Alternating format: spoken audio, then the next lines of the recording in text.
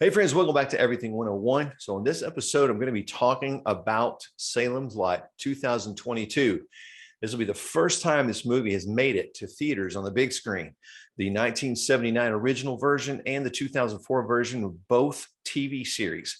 So we have high hopes for this movie that it's going to be good. I'm going to be joined by the horror master Ben Ottaviano from Boogeyman Ben YouTube channel. We're going to be breaking down what's necessary to make this movie a success. That's all on this episode of Everything 101. So let's get to it.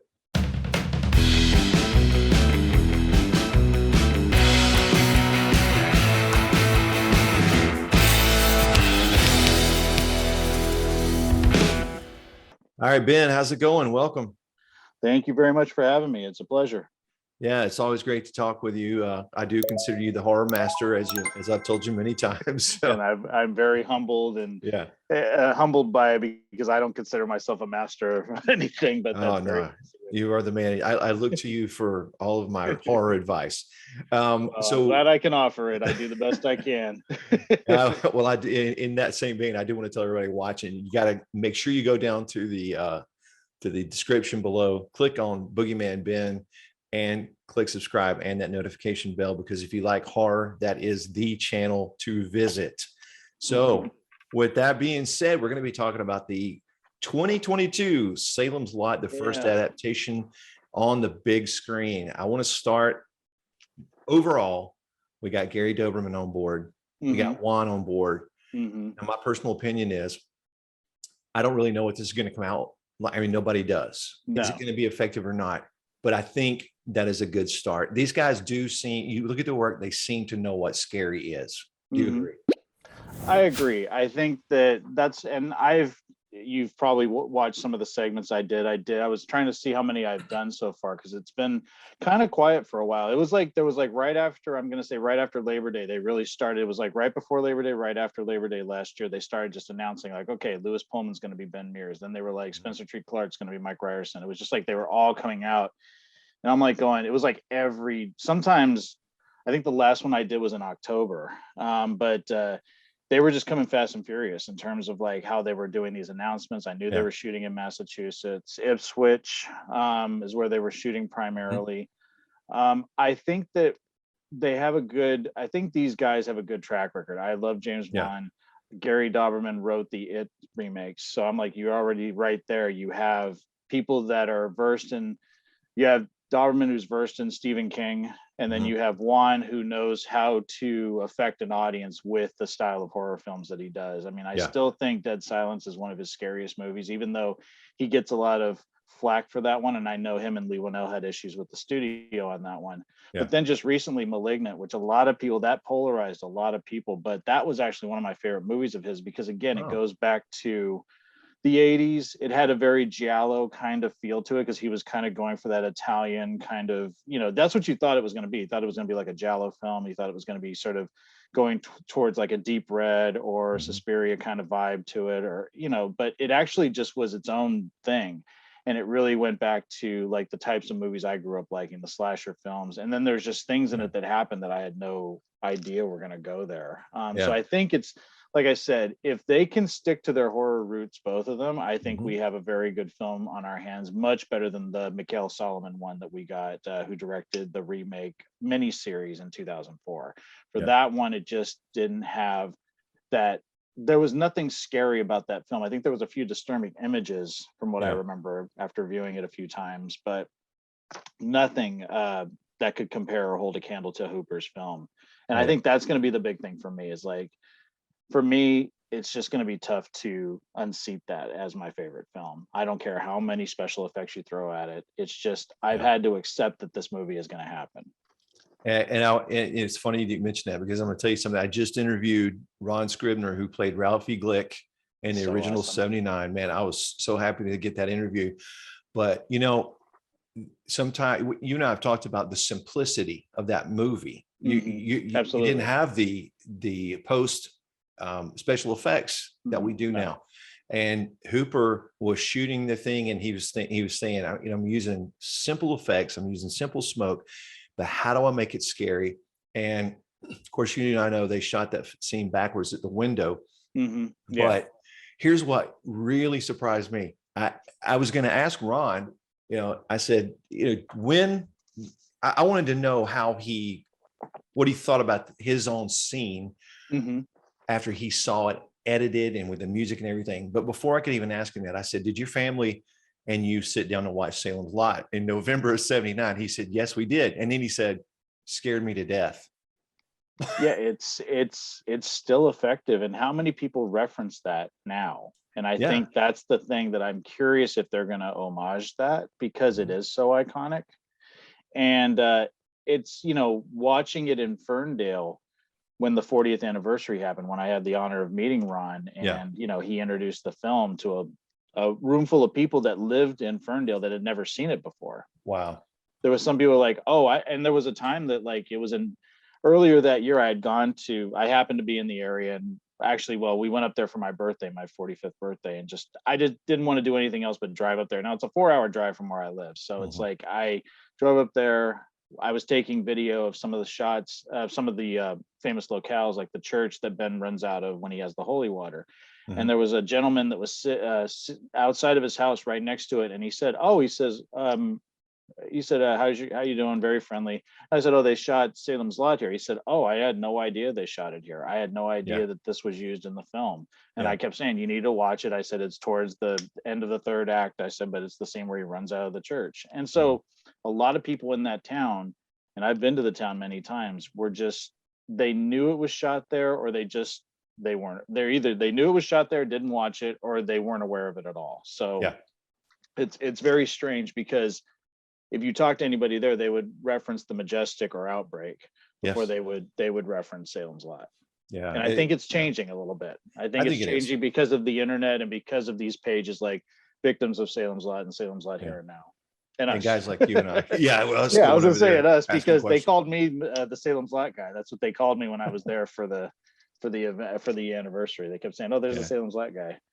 Yes, it's funny. I was next to Crockett Realty from the '79 version, and the house where Weasel is sitting in front of when he talks to it is about 15 minutes. And and I asked the owner of that house, they were working in the back, and he came out and I said, do you own this house? And he said, yeah.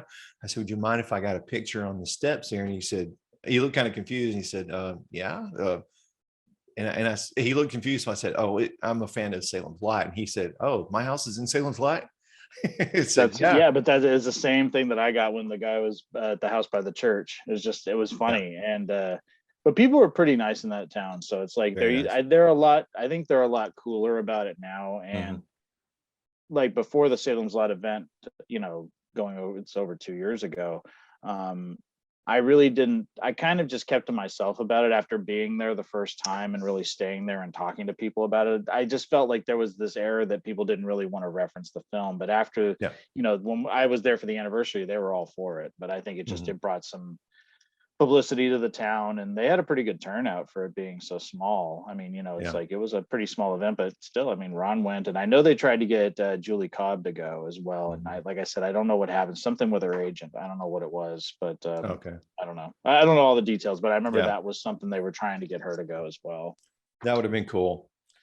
Well, speaking of characters, I wanted to talk to you about some of the casting for this new film. Perfect. First one, the big mystery, Barlow. All right. Yeah. So here it is. You go on to IMDb. Yeah. I've actually got it open right now. We don't see Barlow, but we do see William Sadler. So of course, the scuttlebutt on the internet and some of the Salem's Lot pages was, William Sadler, he's going to be Barlow. And I thought, I like him. He's a great actor. He has an interesting face. He might could pull this off. But then they said, well, that hasn't come out officially. And then it hasn't. And I read something where somebody said, well, I'm a close acquaintance of him and he's not. But see, and that's where, so initially when it came out, and that was on the 9th of September. That's when they announced that he was going to be in it, because he actually posted something. I can't remember I think it was on Twitter. He said, I'm on location in Ipswich shooting Salem's Lot. Right. And then the thing came out and everybody's like, well, who is he playing? What's the mystery of why aren't they saying who he's playing? Because they were first saying, he's going to play Father Callahan.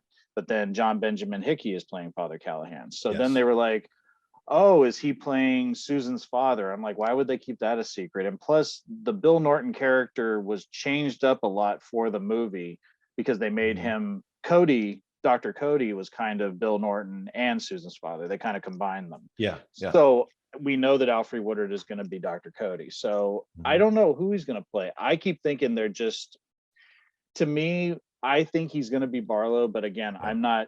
People keep saying you need to say that. I've had so many people comment on the videos that I've done for the reworking the. I call it reworking the lot because that's what I want to call it. And That's awesome. I've had people say, "Oh, William Sandler's going to be Barlow," and I'm like, and I keep going and doing a search. I'm like, there's nothing saying he's going to be Barlow. So I think he is. I'm curious how they're going to do it. Just because the actor that's playing Stryker is so much younger than James Mason was, and even Donald Sutherland was. So what's the angle they're going for? And I'm like, are they going to do a hybrid? Are they going to do a hybrid of how Barlow was in the novel and how Barlow was in the miniseries, the original miniseries? Because they tried to do a straight on with Rutger Hauer in the 2004 film. They tried to do it, or the miniseries. They said it was very much like the book. And I love Rutger Hauer, and he was one of the strongest parts of that miniseries. But I just feel like we have an image of Barlow, and that is Ready Now. Yeah. That is the first incarnation of that character from King's book on screen.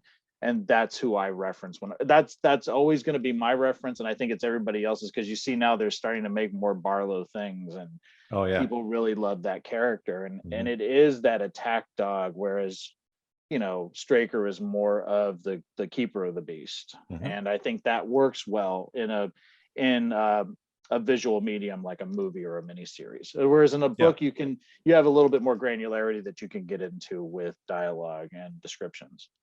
That's just me. Yeah. So I think Sandler's a good pick. I mean, I've seen him be evil. I think he was terrific as Colonel Stewart in Die Hard 2. I still think he's one of the scariest Die Hard villains, even though Hans Gruber's everyone's favorites. I always thought Colonel Stewart was very evil. So we know Sadler can play evil. And then we see him like as Haywood in Shawshank Redemption, where he can play silly. So it's like he has that good balance to him. So I'm curious how they're going to go with it. And why are they keeping it a secret at this point? That is my thought. He's the one character that I believe Dauberman knows. I'm sure he has wind that he has to do this right. I'm sure they've gotten wind of that. And I'm thinking the Barlow character is the most debated character of Salem's Lot, hands down, I believe. Should he be Nosferatu-ish? Should he be like the book? I don't know. I could see how they would be keeping this a secret. So I'm going to probably lean with you in that direction and say he's probably going to be Barlow. Yeah, and I think Dauberman's got a big. This is only his second movie that he's directed. He directed Annabelle Comes Home, and he wrote the It movies, but those were done by Andy Muschietti. So I'm curious, like, he's got a big thing to fill, and I know Juan's working on Aquaman 2 right now, so I'm sure that, you know, this is mostly in Dauberman's hands. Probably. So following up with Tobe Hooper's film, because no one's remembering the 2004 film. They might say, oh yeah, I kind of remember it. And I've only watched it it came out, it's going on 18 years that it came out. I've seen it. No, actually, because it came out in 2004. Yeah. And 18 years. And I've seen it maybe 6 times. Yeah. Yeah, I've watched Hooper's film probably 250,000 times. So it's like, I sometimes that's just on in the background because it's just like, it's like comfort food. Hey, for me, it's every Sunday. I come home, I get lunch, I turn it on. That's what I'm watching on Sunday afternoon. That's great. But okay, everybody's saying stick to the book. I've been seeing this all over the place. Stick to the book. Well, right off the bat, we find a big change. Dr. Cody. Yeah. Alfre Woodard. Yeah. I mean, I don't know. Could be cool. What are your thoughts? Being played by a woman. It doesn't bother me. I think that, again, when was the last time you read the book? I read the book 3 times, but I think the last time I read it, I was in my 20s. So it's been at least 20 years since I've read it. Yeah. I need to reread it. I need to reread it again. I want to read it before the movie comes out just to get, refresh myself, because my main, knowledge of the film is where it all comes from. It's like I was into the movie before the book. But it doesn't bother me. I think that, growing up, it was because I'd seen the miniseries so many times, so I always associated the doctor role with Bill Norton, and then Yeah. in the book it's completely different. And they put Cody in the miniseries, the 2004 miniseries. Cody was there, Yeah. Bill Norton wasn't even in that miniseries, and I'm like going, I think it's kind of interesting to give it a fresh slant and do something different. I think Alfre Woodard is a good actress. And that's one where I said, well, it's different. They're trying something different.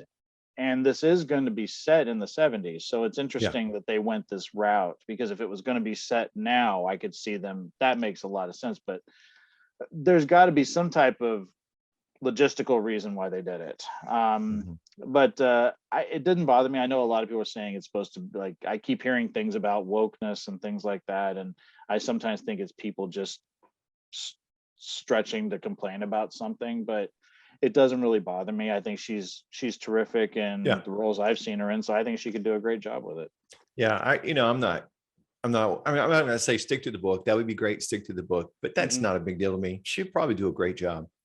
But it is different if you're someone that loves that novel, and you love the way that novel, way that character was represented in that novel, then I understand where people are like, I don't really understand why they're going this angle.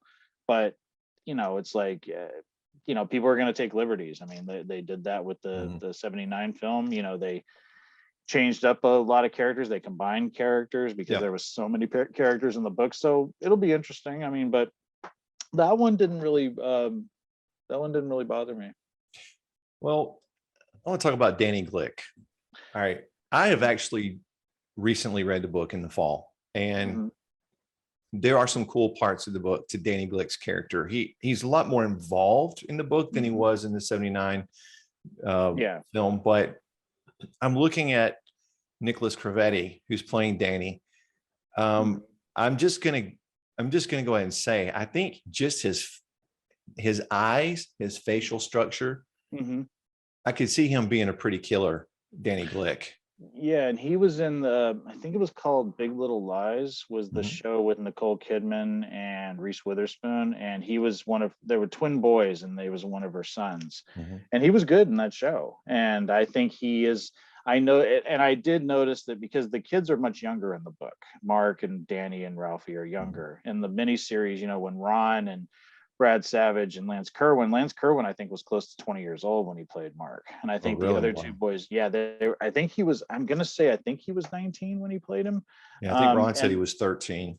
Yeah, because Ron was younger. I'm just curious because I could be wrong with regards to his age. No, he was 19. He turned 19 the month it came out. So he was 18 when he shot that movie, because they shot it in the summer of 79. And I know Ron and Brad were a little bit younger. I think they were about 6 years younger than him. So they were more like 14 and 13.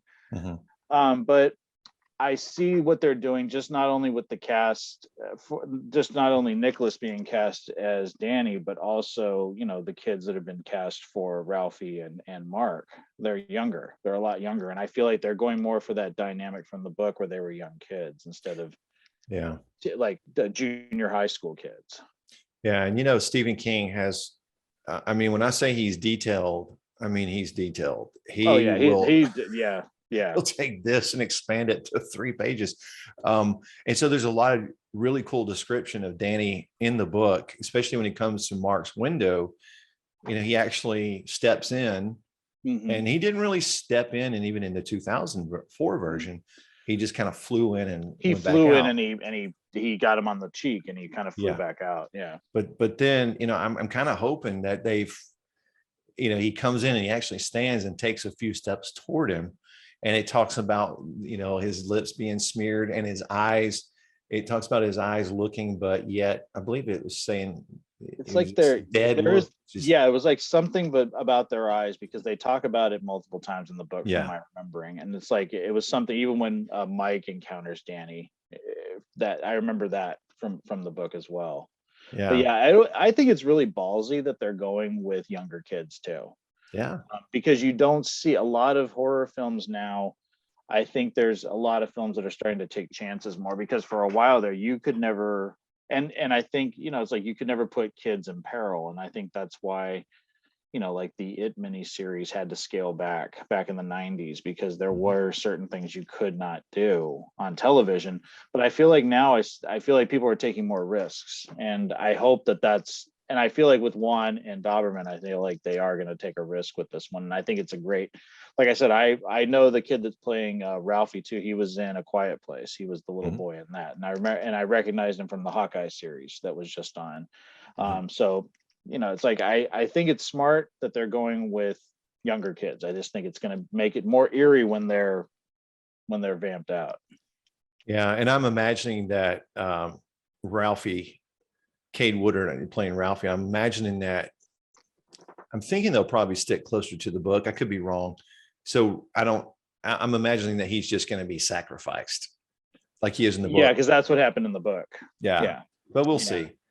Well, they might, you never know, because in the other miniseries, they did do, they both became vampires, and they had some, they had the interaction in the hospital, just like, no, not just like the Hooper film, but they did have that interaction.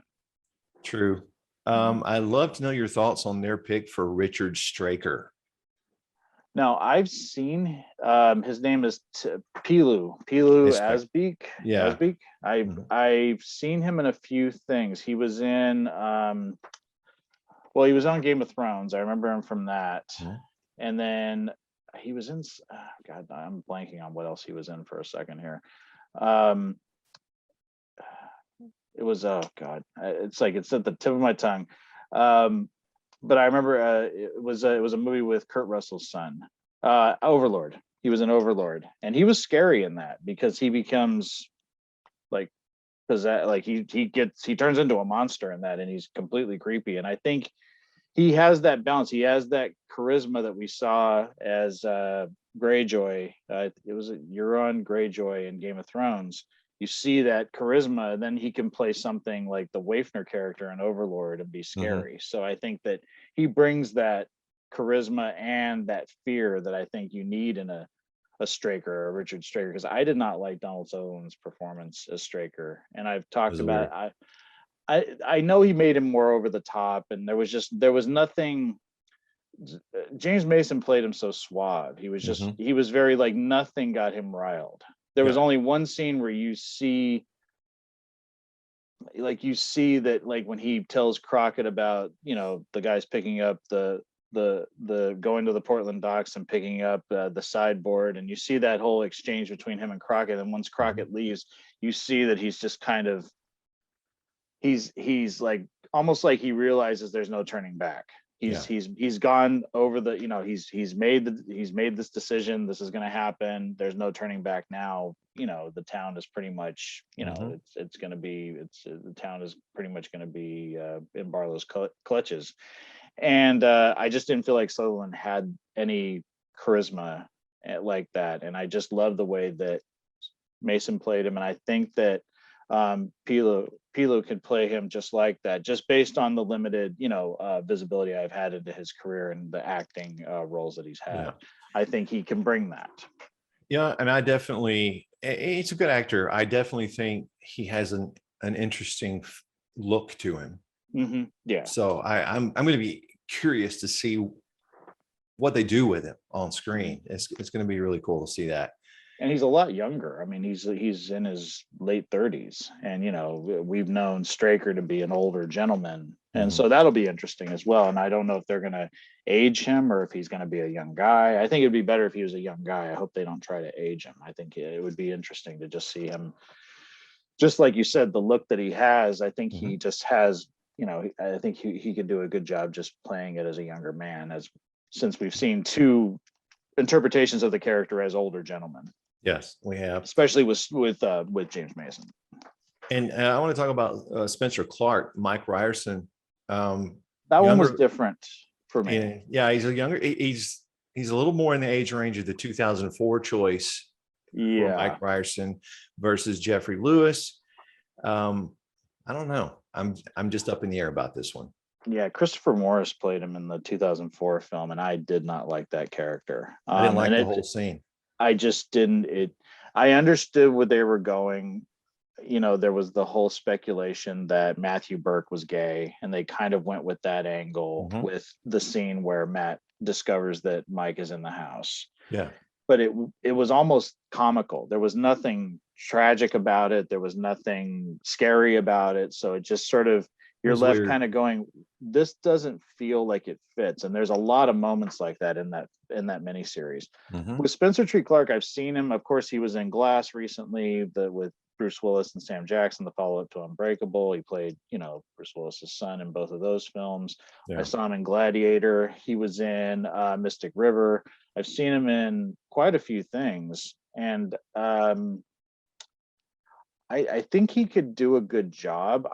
It's tough for me because this is sort of, for me, my favorite character and my favorite actor from the film is Jeffrey Lewis, and Mike Ryerson is my favorite character. I mean, for me, it's like, I love Ralphie Glick. Ralphie Glick scared the crap out of me, and Ron did a terrific job. And I think that's that terrified me more, even though Danny Glick's scene scared me because Danny's actually talking to Mark.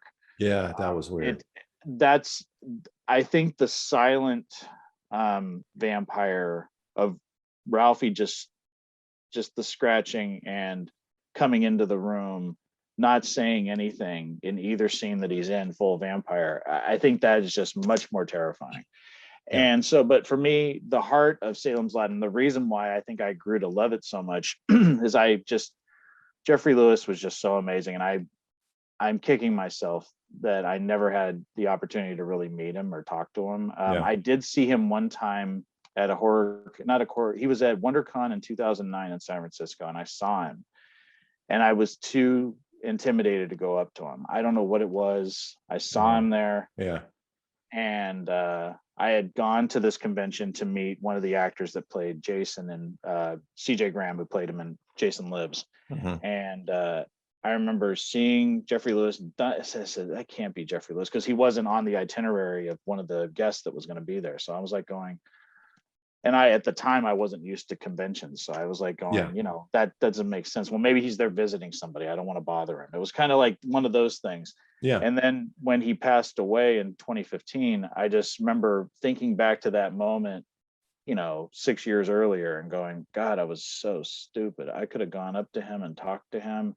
I could have just, been able to just share how much that character and that scene in the rocking chair in Jason Burke's house still affects me to this day. There is not, that movie is terrifying, but that scene always gets me. And I think it's because you had this person that was there was a sweetness to that character, to Mike Ryerson's character, and a tragic figure with his, his dog being killed, right, and then him being bitten, and him going to Jason Burke and Ben and saying, he didn't feel good, he was sick, and Jason Burke taking care of him, and then him dying, and then coming back. And he came back from this very kind of humble little grave digger to this terrifying presence. And the scene where he rises up out of that rocking chair, and the way that he contorted his body, he kind of lifts his shoulders and sinks his head down a little bit, and it just like, I still just like, I watched that scene and it still just haunts me. And he lowered his voice, and just everything about it just still gets me. So that's the one for me. Barlow's going to be tough. That one's going to be impossible to top. That's me. That's the challenge of this whole movie. That's the challenge for me, is Mike Ryerson. And I don't know if Spencer Treat Clark has the chops to do it. But at the same time, like I said, I've enjoyed him in other roles. I hadn't seen him as an adult actor in a while, so it was really neat seeing him in Glass, because I think he did a good job in that. He was charismatic. He did a good job. And I think he was a good child actor, but sometimes they don't. Sometimes, just with child actors, when they become adults, sometimes it just doesn't carry over as well. But I think, like I said, based on the limited performances I've seen him in, I'm willing to give him the benefit of the doubt, but it's a tough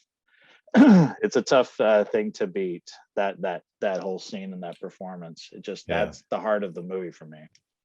Yeah, I agree. And I'm going to group a few characters together here. You're talking about their choice for Eva Miller, Ruthie Crockett, Ben, which is strange. Yeah. Yeah, Ben and Susan. I mean, those are pretty straightforward characters. Mm-hmm. I imagine those are going to come off with no problem. I don't know.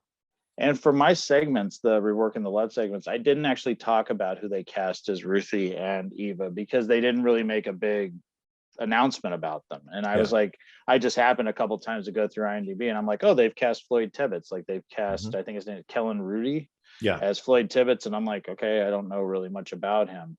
But Lewis Pullman, I've actually seen him in quite a few things. I think he was at Bad Times at the El Royale. He was in the Strangers 2 Pray at Night, which I really loved him in.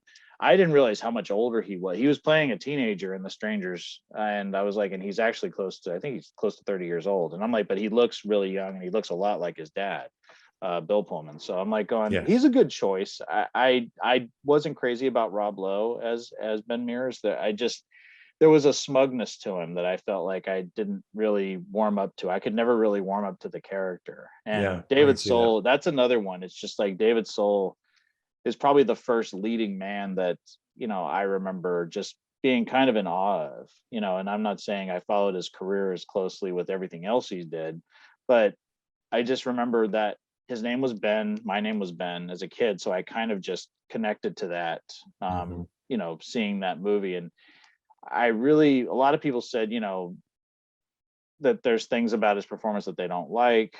I've always loved him in the role of Ben Mears. I don't know why. I felt like there was this tortured man. He was trying to find himself a little bit by going back to this town that he grew up in, meets Susan, and they have that beautiful bond. And I never felt that between Samantha Mathis and Rob Lowe in the remake miniseries. I'd never felt a connection between them, and that connection between him and Susan, Bonnie Bedelia's portrayal of Susan, you feel it right away. And a lot of people say, well, it's kind of creepy. He just walks up to her in the park. I'm like, no, but and you have to look at it from the time that it came out. And I just thought it was a sweet little exchange between two people that had similar interests, and she was reading his book. And I just love that bond between the two of them. Yeah. And I always felt like their relationship was so well done that when the end happens and he has to take her life because she is a vampire, that is heartbreaking. Yeah, it is. And I think David Soul played it really well. I think he did. You really felt the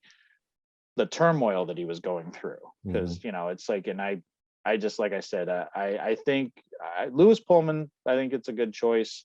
Mackenzie Lee, who's playing Susan Norton, I've seen her in Billy Flynn's Long Halftime Walk. That's the only thing I've seen her in, and I liked her in that. Yeah. But she's not someone that I say, oh, I automatically see her as Susan. But sometimes I think it's good to go with the smaller, someone that's not been in a lot. Start them, especially if they're playing something that's with horror fans or fans of movies in general. They look at this as people associate this performance with Bonnie Bedelia. So, and people know Bonnie Bedelia from the multitude of films she's been in. Yeah. So that's the one. Yeah. I'm curious to see how that goes. And with Mackenzie Lee, really the part that I hope is in the movie is what we see. We see a little bit more of Susan after she turns, because she does visit Mark. Yeah, because she's the one. Yeah, she's the one that's almost like the whole thing with it. When I read the book, I remember that I said, "Oh, that's almost like Danny Glick coming to visit him," and it was Susan, and it was just like, and it was creepier. She's like, and then I remember when he goes up to the basement steps, and Barlow's like, "Come down, boy." It's like the whole thing about that he was in and I remember that, and that creeped me out, because you hear Susan because she's down there with him, and then you hear Barlow talking to Mark, and that was always very creepy to me. And I'm curious how they're going to handle the whole how Stryker died in the book, because it was very different from the movie. So if they're going to go that route, and I think when I'm looking at these casting, I always look at facial structure. I've been on several episodes of The Walking Dead, and I've seen these zombies, walkers as they're called on The Walking Dead. They all have that same slim and sunken in parts, rigid features. It seems like they all have that same facial structure. So I guess I'm trying to see, what is she going to look like? I mean, I think that's one of the biggest things that they got to get right, is when they come to those, when Danny comes to the window, when Susan comes to the window, it's just got to be scary. It's got to have the right music, the right makeup, the right look. Mhm. And that was my problem with Danny Glick in the 2004. Um, the way he acted, I mean, no offense, I'm sure he's a good actor, but Mhm. there are different ways to play these characters. And I just did not like the avenue he took. Mhm. I did like the avenue that Brad Savage took. It was, Oh yeah. he looked great, the contacts, everything, and he was, his mouth, everything. He just did it right. Yeah, and the scene I still think the scariest scenes in that movie, one of them involves him, and it's when Mike jumps into the grave. And Yeah, when he opens that and he's just laying there, yeah, that scares me more than anything. That I mean, he was great, and I think Brad Savage is fantastic in the movie. But that, just when he opens the grave and you see him, that yeah. terrified the hell out of me. Me And too. they did that It's in awesome. reverse too, because I guess they started where he was sitting up, and then he went backwards, and then they Oh, shot, and then when they show it, it's actually, they did it that way. So that was another one where I think they did, because if you look at the way Jeffrey Lewis turns his head, it looks almost off again. It's kind of very oh, much like that scene in the bedroom with Ralphie. yeah, So it's like they did that same kind of reverse thing, which yeah, works, and they did yeah. It it really works. well. Yeah. Yeah, and that's the thing you see with Ralphie, and when he actually, he does two visits in the 79, and then one where he actually bites him. We Mhm. actually talked about this with Ron. He's like this, and the way they had him do it backwards, his head just kind of comes up like this, Mhm. and it worked. It was really cool. So Yeah, I because don't know. they had him on that crane. It was like a Mhm. dolly crane that they Yeah. had him on, and they had everything surrounded by, I think it was like black curtains, so that you couldn't see the mechanism, because they didn't want to have him on wires. I remember that they wanted to have him Mhm. in a lift so that they could lift him and go backwards like that. Yes, Yeah. absolutely. I'm going to ask you about one more character. Sure, sure. Absolutely. John Benjamin Hickey is playing Father Callahan. Um, we don't really have a whole lot of indication of what he's like in the book. Mhm. And I don't know. What do you think? How's he going to do? He looks I great to me. I don't know. He's a good actor. Have you ever watched? He was in The Big C. He played Mhm. Laura Linney's brother, and he was in, like, I think he was in Transformers: Revenge of the Fallen, which isn't a good movie, and he played really over the top in that because he was like a government guy. But I think he's a good actor. Yeah. I think that that was one element of the 2004 miniseries that worked. Mhm. James Cromwell, who was married to Julie Cobb for a number of years, which is Yeah. kind of crazy. They were both together and both in different versions of the movie or the book. So yeah, I think I think James Gallery, who played him in the 79 film, did a good job. But again, Father Callahan wasn't really a big presence. I mean, with the exception of Danny Glick's funeral and the time that Susan and Ben go and talk to him, and then the scene in the Petrie's kitchen, you Mhm. really don't see him that much. And you just Yeah. know that the fact that he couldn't, stop Barlow with the cross, just takes it, throws it down. That's the last time you see anything of him. So you don't. Yeah. The whole thing was that he, in the book and even in the miniseries, the 2004 one, is that he was pretty much cursed because he made Yeah. him drink his blood and he couldn't go back into the church. Yeah. So I'm curious, like, what angle they're going to go with. I personally think that William Sadler would have been a good choice for Father Callahan. Probably Um, so. I can see him playing that character really well. I see him more like that than I do Barlow. But again, I don't know I still don't know if that is the route they're going to go, if that is going to be Barlow, or if they're just trying to keep people guessing. But at this point, I almost feel like it is going to be that, yeah, we all have known that for 4 months that he's going to be Barlow, because Yeah. it's been announced so long. It was announced in September that he was in the movie. So I don't know. I think John can do a good job. Like I said, the roles that I've seen him in, I've seen him more as a comedic character. I don't really see him as a someone playing a very stoic, holy man kind of character. But again, I think he can do it. There's a lot of people that surprise you. There's people that turn in dramatic performances. Like, Mhm. Yeah. I always go back to Ryan Reynolds playing in the Amityville remake. Whether you liked it or not, he was very intimidating. And this is after he had done movies like Just Friends and been on the Two Guys and a Girl. So it's like you knew him as a comedic, or Van Wilder. You knew him as a comedic actor, but if you watch that Amityville remake, he's terrifying. And you wouldn't think that about Ryan Reynolds. So, That's true. you know, that's how I have to look at it. There's some people that can do it really well. There's some where you give them, you know, a different type of, different from their normal, you know, what they're comfortable with. And sometimes they really shine and sometimes they don't. But he seems like one of those actors I think could pull it off.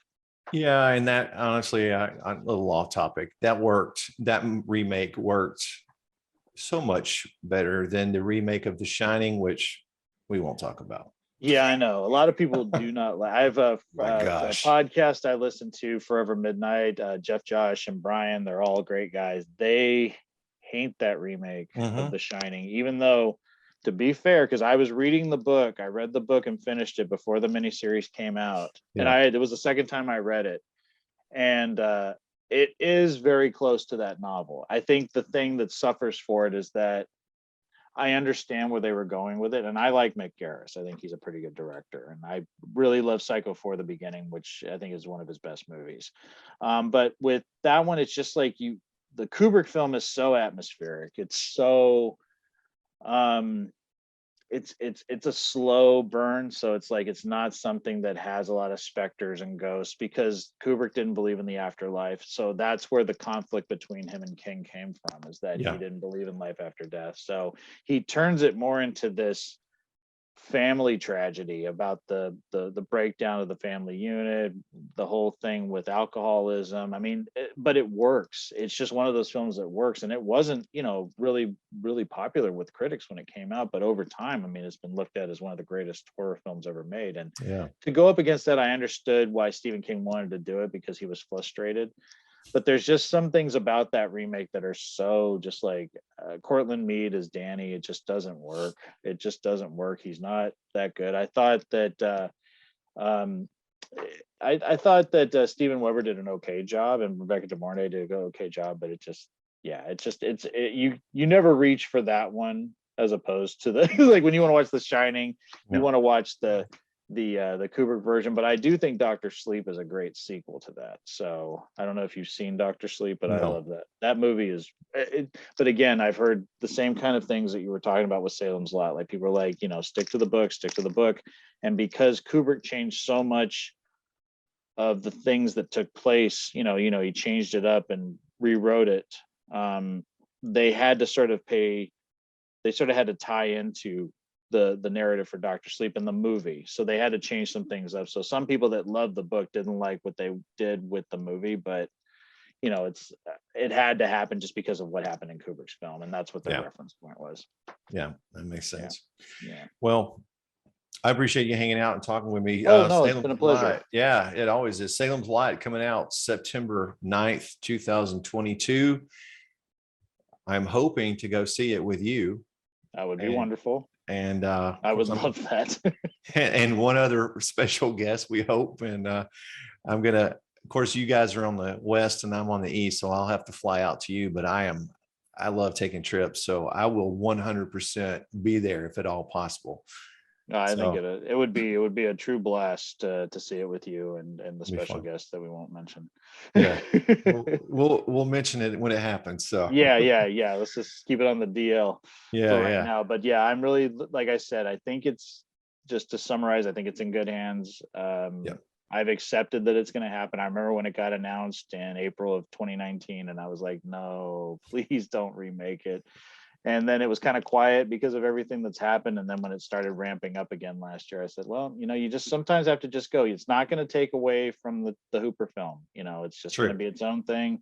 Mikhail Solomon's film didn't take away my enjoyment of the Hooper film. And all I can hope is that they pay respect. And if they're going to, you know, make it, you know, make some adjustments to it, you know, in terms of narrative and character, I just hope it all makes sense in the end. That's all I can hope for. Me too. Yeah. All right. Well, thank you so much for hanging out with me. I really appreciate it. Absolutely a pleasure, Danny. Thank you so much. Thank you. Hey, friends, thanks for hanging out with me on this episode of Everything 101. I want to sincerely thank once again Ben Ottaviano from Boogeyman Ben. Please go and subscribe. We got a link right down there in the description. Subscribe to his channel. Give him some support. It's a great channel. And also, hey, if you don't mind, click subscribe here on Everything 101. I definitely appreciate it. But until the next time I see you, I wish for you and your family and friends peace and blessings, and I'll see you soon.